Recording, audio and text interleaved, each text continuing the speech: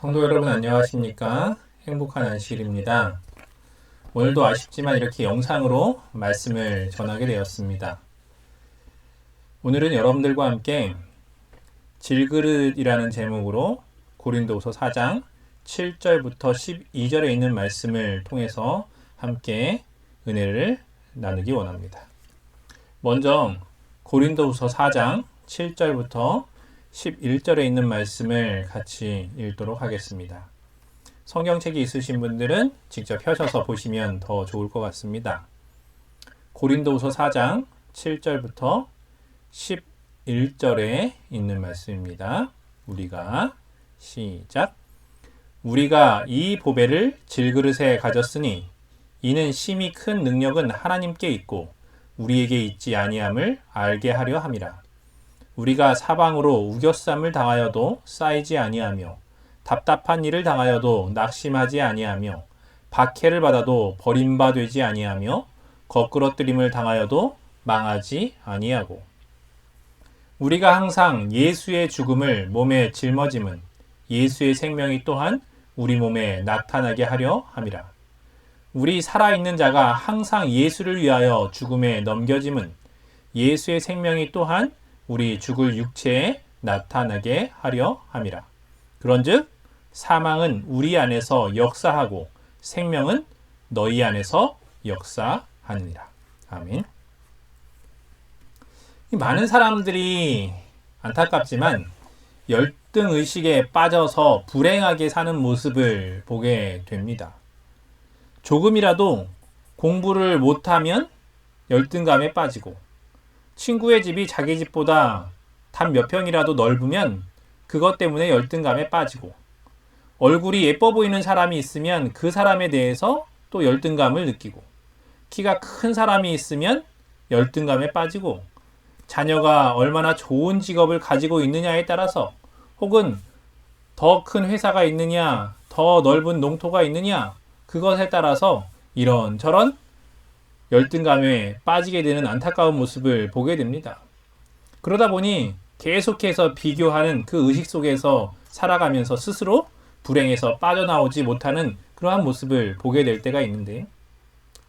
때로는 어떤 사람들을 보면서 저 사람은 부족할 게 없는 것 같은데 속으로 들여다보면 그 사람들도 그 사람들 나름의 비교의식 속에 살아가면서 불행 가운데 사는 모습을 봅니다. 예를 들면 이러한 것이지요. 반에서 1등을 하는 사람은 전교에서 1등을 하지 못해서 열등감에 빠집니다. 또 전교 1등을 하는 사람은 그 지역에서 1등을 하지 못해서 열등감에 빠지고 또 지역에서 1등을 하는 사람은 전국에서 1등을 하지 못해서 열등감에 빠지는 모습을 보게 됩니다. 세상의 삶은요, 항상 이런 비교의식 속에서 살아가는, 그래서 불행한 모습 속에 사는데 예수를 믿는다는 것은 비교의식에서 벗어나서 하나님께서 우리에게 주신 창조의식으로 변화되는 삶을 사는 것입니다. 이제 우리가 그전에 비교의식으로 살았다면 이제 오늘부터는 여러분들이 하나님께서 주신 창조의식으로 살게 되셨으면 좋겠습니다. 창조의식과 비교의식을 설명하자면 이렇게 좀 설명을 할 수 있을 것 같습니다. 상품은요, 똑같은 가격이라도 더 좋은 것이 나오면 성능이 못한 상품은 전보다 낮은 평가를 받고 밀리게 되고 나중에는 고물상 신세로 또 때로는 돈을 줘도 안 가져가는 그러한 물건이 될 때가 있습니다. 하지만 이름은 비슷하지만 작품은 각 작품마다의 독특한 가치를 지니고 있기 때문에 어떤 작품이 더 가치가 있다고 이야기할 수 없습니다. 예를 들면 이러한 상황인데요. 조선의 두 미술 거장인 이 김홍도의 그림은 대부분 일상생활에 대한 그러한 그림입니다. 이 김홍도가 그린 그림이 이러한 풍의 그림이라면 또 한 사람, 이 신윤복의 그림은 여성의 생활을 중심으로 그린 그러한 그림의 모습을 보게 되는데 두 그림이 전혀 다른 색채를, 다른 감각을 띠고 있는데 이 두 그림을 비교하면서 신윤복이 김홍도보다 낫다거나 김홍도가 신윤복보다 더 낫다고 비교하는 사람은 아마도 없을 것입니다. 왜냐하면 각 작품은 각 작품으로서의 가치가 있기 때문에 그렇습니다. 어떤 작품이 더 가치가 높다고 할 수 없는 것이죠. 왜냐하면 각자의 작품은 작품으로서 고유의 가치가 있기 때문에 그렇습니다. 하나님은 우리를 만드실 때 상품으로 만들지 않으셨고요. 각자를 작품으로 만들어 주셨습니다. 성도님들은 앞으로 서로를 볼 때 서로를 어떠한 상품 가치로 보지 마시고 하나님께서 각자 개성 있게 만드신 하나님의 최고의 걸작품으로 생각하시고 서로를 귀한 시선으로 수백 수천억 원 하는 작품을 바라보는 그런 눈으로 서로를 대하게 되셨으면 좋겠습니다. 에베소 2장 10절에는 우리는 그의 만드신 바라고 기록하고 있지요. 이 만드셨다는 말은 원어로 보면 시라는 의미를 가지고 있습니다. 시도 똑같지가 않습니다.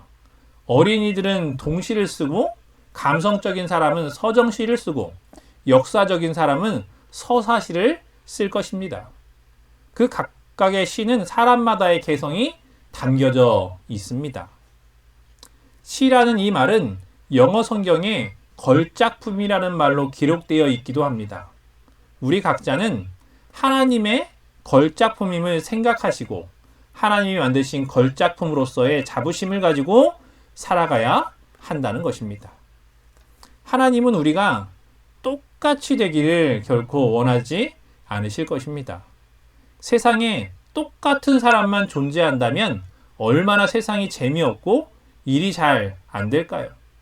하지만 하나님은 우리를 똑같은 기계나 상품으로 만들지 않으시고 개성을 지닌 독특한 존재로 만들어 주셨습니다. 우리는 우리가 가진 독특한 개성을 통해서 주님께 봉사하는 삶을 살아야 할 줄로 믿습니다. 오늘 본문은 우리가 질그릇이라고 이야기하고 있습니다. 질그릇이라는 것은 곧 흙이라는 것이지요. 우리는 우리가 흙이라는 인식을 가지고 살아야 할 필요가 있습니다. 이런 흙이라는 인식을 가지고 살아갈 때 서로가 비교의식이 사라집니다. 왜냐하면 너도 흙이고 나도 흙이니까 흙끼리 무슨 비교를 하겠습니까? 그런데 자신이 흙이 아니라고 생각하니까 자꾸만 남과 비교하게 되는 것이죠.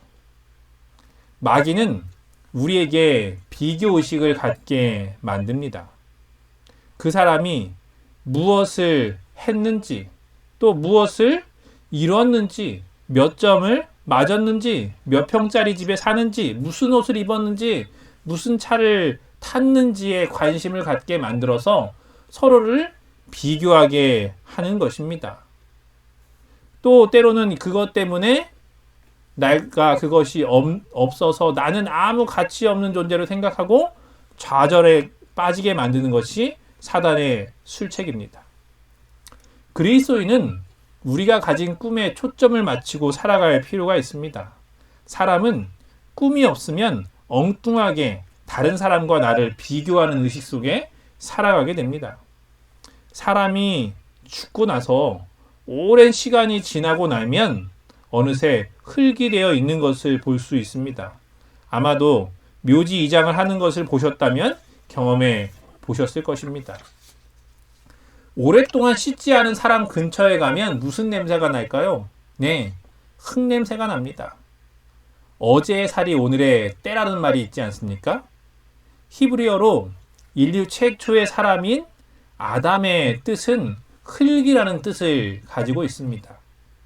인간이 젊었을 때는 내가 뭐든 다 할 수 있을 것이라고 생각이 들지만 어느새 세월이 지나면 내가 아무것도 할 수 없는 존재임을 점점 깨달아 간다고 합니다. 인간의 지식이 대단한 것 같지만 결국 인간이 만든 것은 또 다른 부작용을 만들고 완전하지 못한 것을 얼마 가지 않아 알게 됩니다. 뉴턴은 이런 말을 합니다. 인간이 안다는 것은 그 인간이 아는 지식은 태평양의 물을 조개 껍질로 퍼서 모래 위에 붓는 것과 같은 것이다. 티가 나나요? 그게 무슨 어떤 큰 일을 만들겠습니까? 너무나도 보잘것 없다라는 것이지요. 이 보잘것없는 이 인간의 지식, 그처럼 이 질그릇은 보잘것이 없는 것입니다. 하지만 질그릇은요, 그 안에 무엇이 담기느냐에 따라서 가치가 완전히 달라집니다. 무엇이 담기느냐에 따라 질그릇은 매일 식탁에서 대하는 밥그릇도 되고 개밥그릇도 될 수 있지만 귀한 보배 그릇도 될 수 있습니다. 우리 안에 무엇을 품고 사느냐가 그 사람의 가치를 결정하게 되는 것처럼 말입니다. 예수님을 믿는 것은 가치 없는 사람을 가치 있는 사람으로 변화시키는 일입니다.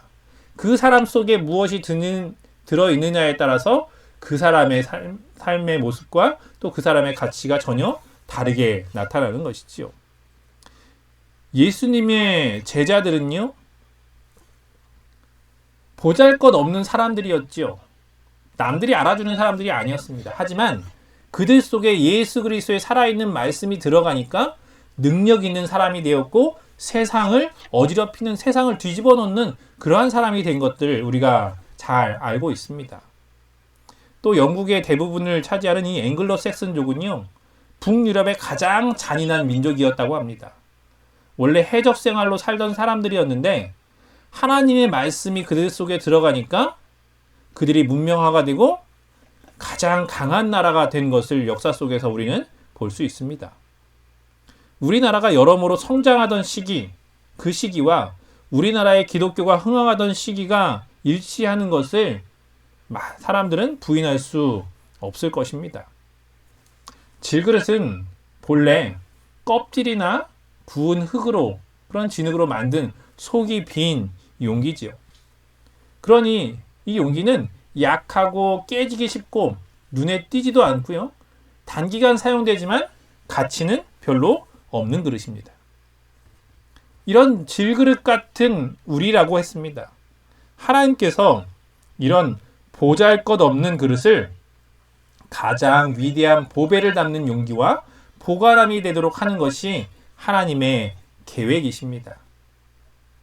하나님은 우리를 질그릇 그 자체로 두시는 것이 아니라 우리 속에 가장 귀한 것을 담으심으로 말미암아 우리가 가장 귀한 사람으로 변화되기를 원하신다라는 것이죠. 여러분들이 요즘에는 참 보기 힘들지만 이 사진을 보시면 이게 뭔지 대부분 아실 것입니다.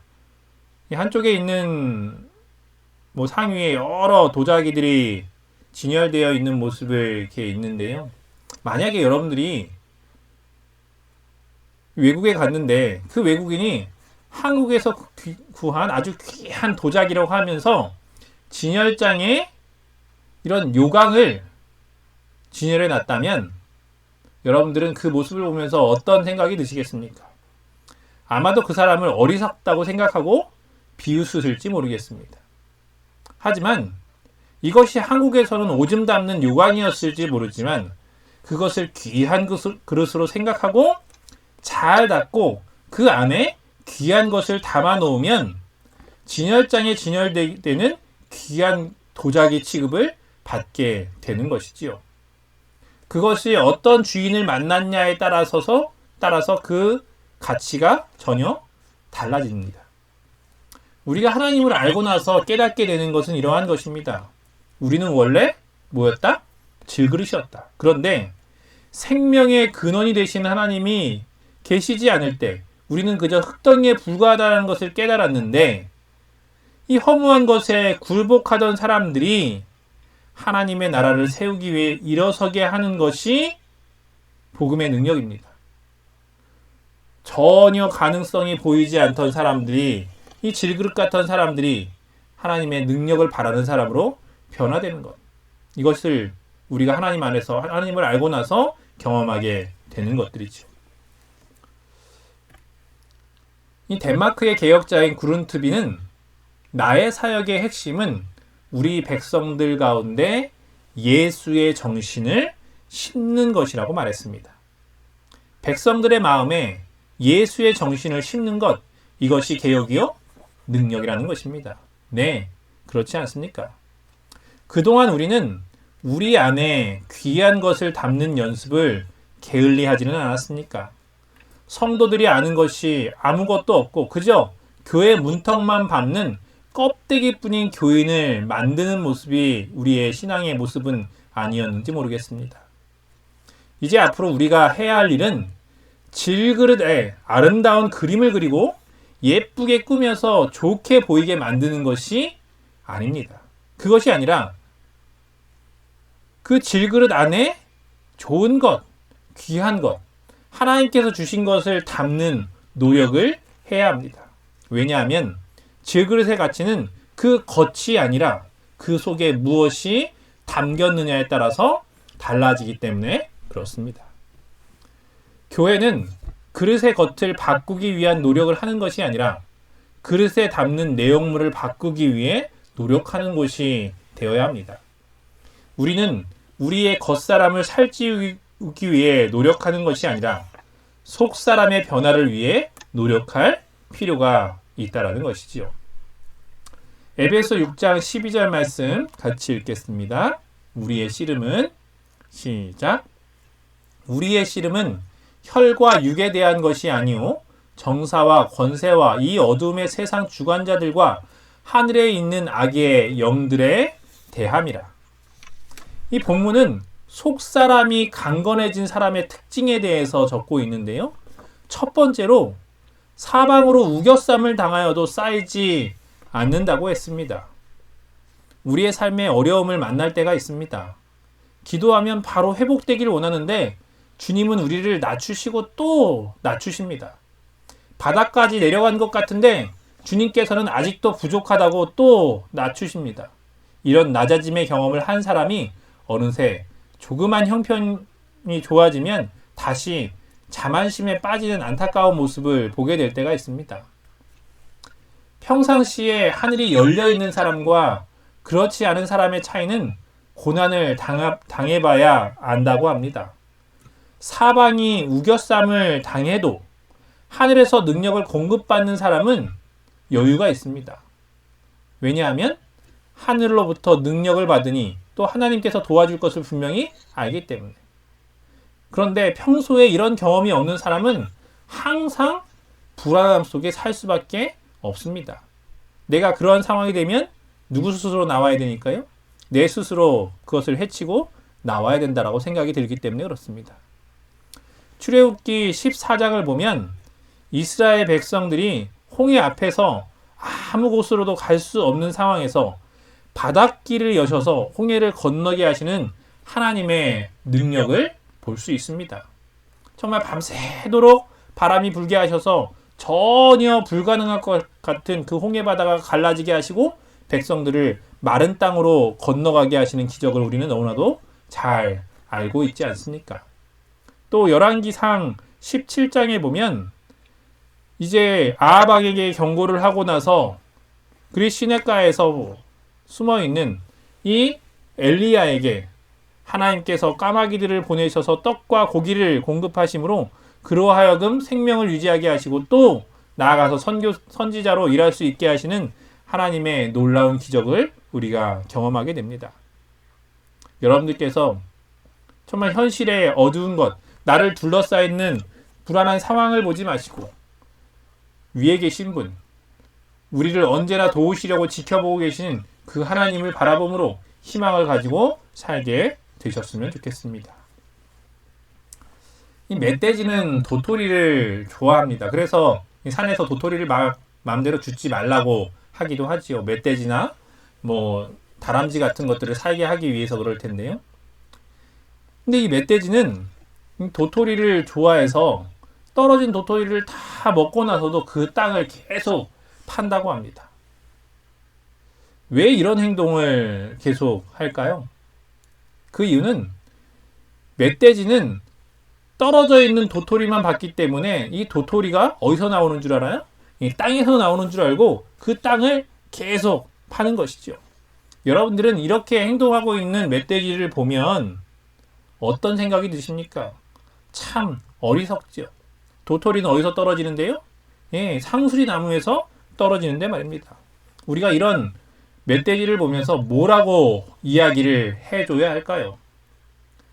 네, 도토리가 땅에서 나오는 것이 아니라 나무에서 도토리가 떨어진다는 사실을 알려주어야 멧돼지가 그런 어리석은 행동을 계속하지 않겠죠. 세상 사람들도 멧돼지처럼 땅만 바라보며 사는 사람들이 있습니다. 이러한 사람들에게 우리는 하늘에 보화가 있음을 알려주어야 하는 것이죠. 하나님을 믿는 사람들이 나타내야 하는 태도는 이러한 것입니다. 하늘을 바라보면서 우리가 사방으로 우겨쌈을 당하여도 쌓인다 쌓이지 않는다? 쌓이지 않는다. 분명 하늘에 우리를 도우시는 분이 계시다고 하는 자신감이 나오는 것입니다. 평상시에 주님과의 교제가 있으면 금방 가슴이 뜨거워집니다. 하지만 평상시에 하나님과 개인적인 교제의 생활이 잘 이루어지지 않을 때 아무리 찬미를 하고 기도를 해도 뜨거워지지 않는 것을 우리는 경험하게 됩니다. 우리는 위기 상황이 되어서야 주님을 찾는 사람이 아니라 평상시에 주님과 더 가까이 함을 통해서 어떤 어려움 속에서도 승리하는 우리 모두가 되기를 바랍니다. 고린도서 3장 2절은 이렇게 말씀하지 않습니까? 어디를 생각하라고요? 네. 위의 것을 생각하고 땅의 것을 생각하지 말라고 말입니다. 제 두 번째, 속사람이 강건해지는 특징은 답답한 일을 당해도 낙심하지 않는다라는 것입니다. 사도행전 16장을 보시면 전도가 되지 않던 빌립보에서 이 사도 바울이 귀신을 쫓아내는 기적이 일어납니다. 부흥이 일어날 것으로 이제 생각을 하고 있었는데 오히려 사도 바울은 이 귀신을 쫓아내는 일로 인해서 빌립보 감옥에 갇히는 신세가 됐습니다. 이런 상황을 경험하신다면 성도님들은 어떤 생각이 드시겠습니까? 이곳에 더 이상 희망이 없다고 생각이 들 것입니다. 사람들은 보통 희망이 없다고 생각하면 아무 노력을 기울이질 않죠. 그런데 빌립보 감옥에 갇혀있는 바울과 그의 몸종으로 따라간 실라를 생각해 보시기 바랍니다. 그들이 감옥에서 무엇을 했습니까? 사도행전 16장 25절과 26절 보면 밤쯤 되어 바울과 실라가 무엇하고요? 기도하고 하나님을 찬미하며 죄수들이 들었다고 합니다. 26절 이에 호련히 큰 지진이 나서 옥터가 움직이고 문이 곧 다 열리며 모든 사람의 매인 것이 다 벗어진지라. 아마도 이 큰 지진이 일어나고 옥문이 열리게 되는 이 기적은 사도 바울과 실라가 기도하고 찬미하는 태도가 없었다면 일어나지 않았을 것입니다. 기도와 찬미로 옥문이 열리고 그로 인해 간수가 주님을 받아들이게 되는 그 일이 일어나게 됐습니다. 이것이 바로 하나님을 믿는 백성들의 능력입니다. 부정적인 상황 가운데서도 하나님을 의지함으로 기도하고 찬미하는, 그래서 승리의 경험을 하는 우리 모두가 되었으면 좋겠습니다. 야고보서 5장 13절 말씀 같이 읽습니다. 너희 중에 시작. 너희 중에 고난당하는 자가 있느냐? 저는 뭐 할 것이요? 기도할 것이요. 즐거워하는 자가 있느냐? 저는 찬송할지니라. 답답한 일이 있으십니까? 실망되는 일이 있으십니까? 기도와 찬미를 통해서 모든 상황을 뚫고 나갈 수 있는 믿음의 사람들이 되시기를 주님의 이름으로 축원합니다. 세 번째, 속사람이 강건해지는 사람의 특징은 핍박을 받아도 버림받지 않는다라는 것입니다. 종이 한 장은요, 금방 뚫립니다. 하지만 그 뒤에 나무판을 대면 잘 뚫리질 않죠. 우리는 자신이 잘나서 그런 줄 알고 자신이 얼마나 두꺼운 종이인지를 자랑하면서 살고 있지는 않습니까? 남보다 종이 한 장 정도 더 두꺼울 뿐인데 자신이 남보다 더 잘났다고 생각하고 교만한 모습으로 살고 있지는 않습니까? 사실 알고 보면 그저 금방 뚫어질 종이에 불과한 모습인데 말입니다. 사실 그 종이가 뚫어지지 않는 건 우리 뒤에 계신 예수님 때문인데 말입니다. 고린도후서 4장 9절에 거꾸러뜨림을 당하여도 망하지 않는다고 했습니다. 이 거꾸러뜨림을 당하여도 망하지 않는다 했으면 여러분 생각나는 어떤 물건이 있으십니까? 저는 이 말씀을 보면서 이 오뚜기가 생각이 났습니다. 거꾸로 뜨렸는데도 또 일어서고 또 다시 일어서지 않습니까? 이처럼 신앙인은 오뚜기 같은 사람이 되어야 합니다. 신앙을 한다고 해서 넘어지지 않는 것이 아니지 않습니까? 우리는 하나님께 넘어지지 않게 해달라고 기도하는 것이 아니라 주님, 제가 넘어질지라도 다시 일어날 수 있는 힘을 달라고 기도해야 합니다. 오뚜기는 결코 넘어지는 것을 겁내하지 않습니다. 왜냐하면 이 오뚜기의 중심추만 제대로 있으면 다시 일어날 것이기 때문에 그렇습니다. 하나님의 말씀이 가슴 깊이 들어간 사람, 그 말씀의 삶의 중심자리에 하나님의 말씀이 들어가 있는 사람은 어떠한 시험을 닥칠지라도 다시 일어나게 될 것입니다. 잠언 24장 16절에 말씀하지 않습니까? 대저 의인은 7번 넘어질지라도, 의인은 넘어지지 않는다가 아니라 의인은 7번 넘어질지라도 다시 일어난다고 말씀하고 있습니다. 이 말씀을 들으시는 모든 분들께서 오뚜기와 같은 그러한 신앙을 소유하게 되셨으면 좋겠습니다. 나에게 시험이 당치 않게 해달라고 기도하는 어리석은 모습이 아니라 다시 일어설 수 있는 힘을 달라고 기도하심으로 7번 넘어져도 다시 일어서는 참된 의인의 모습을 지닌 우리 모두가 되기를 바랍니다. 고린도후서 4장 10절은 우리가 항상 예수의 죽음을 몸에 짊어짐은 예수의 생명이 또한 우리 몸에 나타나게 하려 함이라 라고 했습니다. 고난은 하나님의 영광을 드러내는 가장 좋은 방법입니다. 예수님의 십자가를 지고 가는 고난이 있을 때 인간의 약함을 깨닫고 그 안에서 우리를 구원하시는 하나님의 능력이 얼마나 큰 것인지를 깨닫게 되는 것입니다. 금은보화가 담긴 그릇은 그 그릇이 깨질 때서야 드디어 그 속에 있는 것이 무엇인지 드러나게 됩니다. 이처럼 하나님의 백성은 고난을 통해 자아가 깨지는 경험을 하게 될 때 비로소 그 안에 들어있던 하나님의 영광이 드러나게 되는 것입니다.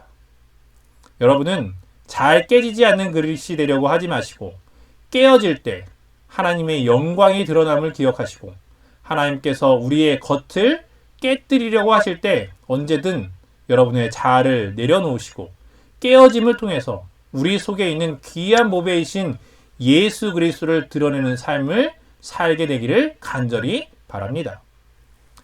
고난당하기 전에는 우리는 세계의 반쪽밖에 보지 못했습니다. 양지만을 본 것이죠. 하지만 고난을 당한 후에는 나머지 반쪽 음지도 볼 수 있는 눈이 생깁니다. 겉만 볼 수 있었던 사람이 그 속도 보게 되는 것입니다. 하나님께서 우리에게 시야를 넓혀서 사람들을 볼 수 있도록 하시기 위해 고난도 허락해 주십니다. 이제 마지막으로 골로새서 1장 23절에 있는 말씀 같이 읽고 시간 말씀을 줄이고자 합니다. 골로새서 1장 24절입니다. 내가 같이 읽겠습니다. 시작. 내가 이제 너희를 위하여 받는 괴로움을 기뻐하고 그리스도의 남은 고난을 그의 몸된 교회를 위하여 내 육체에 채우노라. 주님과 함께 고난당하는 것을 기쁘게 여기라고 했습니다. 또 그 고난을 통해서 주님의 영광을 드러내는, 그래서 주님께 잘 쓰임받는 질그릇 같은 믿음의 사람이 우리 모두가 되었으면 합니다. 우리 안면도 영안교회 성도님들의 삶 속에 주님이 항상 함께 하시고 그럼을 통해서 예수 그리스도의 영광이 매일마다 드러나는 삶을 살게 되시기 바라면서 오늘 말씀 줄이도록 하겠습니다. 함께 기도하도록 하겠습니다.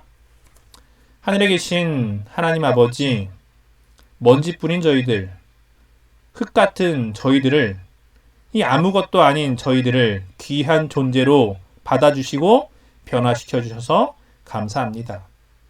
저희 마음속에 항상 예수 그리스도의 생명의 말씀을 품고 살아갈 수 있도록 인도하여 주시옵시고 주님께서 주신 소망 가운데 살게 하여 주셔서 우리의 삶을 통해 예수 그리스도의 영광이 드러날 수 있도록 도와주시옵소서. 그저 꽃길만을 바라는 삶이 아니라 의인은 7번 넘어져도 다시 일어난다고 말씀하셨던 것처럼 저희들 시험으로 인해서 넘어지고 연약함으로 또 넘어질 것입니다. 하지만 그때마다 주님을 붙들므로 주님의 손을 잡고 다시 일어나는 사람이 되기 원합니다. 주여 일으켜 세워주시옵시고 저희들 주님과 함께 그 고난의 길을 동행하다가 주님께서 다시 오실 그때에 영광에 함께 참여할 수 있는 우리 모두가 되도록 도와주시옵소서. 이 말씀을 들으시는 모든 성도님들의 가정마다 하나님의 은혜가 함께하여 주시옵시고 이 추운 겨울철에 건강에 손해보는 일 없게 하여 주시옵시고 또 다가오는 한 주 동안도 주님 뜻 안에 더 잘 보내다가 안식일에 또 기쁨으로 만날 수 있도록 주께서 인도하여 주시길 바라며 예수 그리스도의 이름으로 기도드리옵나이다. 아멘.